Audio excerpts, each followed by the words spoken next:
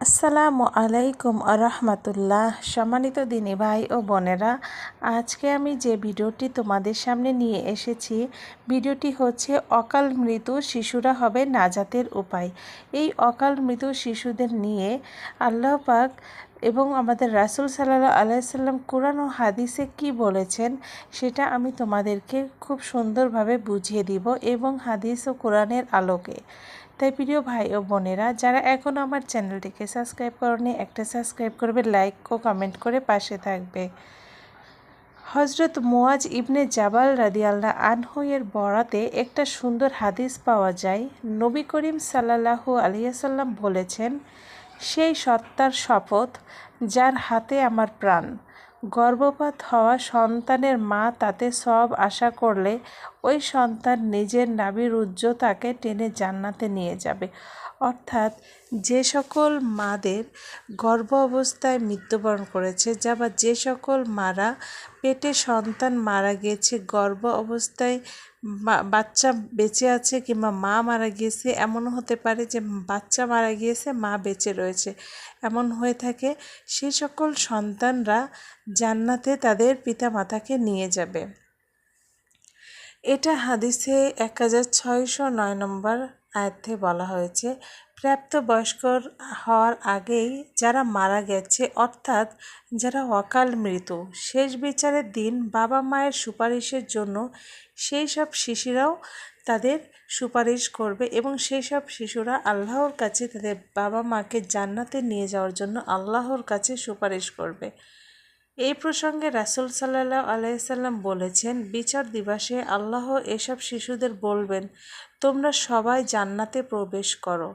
তারা বলবে, হে আল্লাহ, আমরা জান্নাতে প্রবেশ করব না। হে আমাদের প্রভু, আমাদের মা বাবা আমাদের সঙ্গে আসবেন। আল্লাহ বলবেন, এসব শিশুরা কেন দ্বিধাগ্রস্ত, কেন তারা জান্নাতে যেতে দ্বিধা করছে?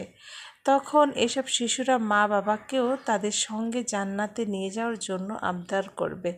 তখন আল্লাহ বলবেন, তাদের মা বাবাকেও জান্নাতে নাও। এই সাফাহাত শুধুমাত্র সেই সব বাবা মার জন্যই হবে যারা তাদের শিশু সন্তান মারা যাওয়ার পরও ধৈর্য ধারণ করেছেন। অনিচ্ছাকৃত গর্ভপাত হওয়া ভ্রূণের জন্য কিন্তু একই প্রযোজ্য। অনিচ্ছাকৃত গর্ভপাত হওয়া ভ্রূণের জন্য তা প্রযোজ্য।